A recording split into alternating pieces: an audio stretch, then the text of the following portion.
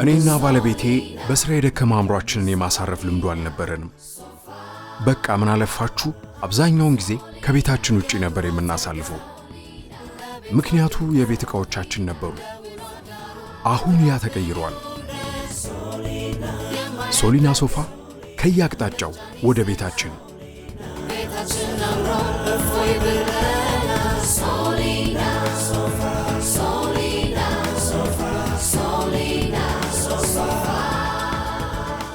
ሶሊና ሶፋ ሄዱ ሙሉ የቤትና የቢሮ ዕቃዎችን እንዲሁም ሶሊ፣ ካፒታል፣ ሰላም፣ አዲስ አበባ፣ ዘመን፣ ዘናጭ፣ ቦርከናና ሐረጎ ብራንድ ሶፋዎችን ባልተለመደ መንገድ ተመርተው በሾሩማቸው ሜካኒሳ፣ ጉርድ ሾላ፣ ጎተራ ቤቶን ሊያሞቁ ተዘጋጅተዋል።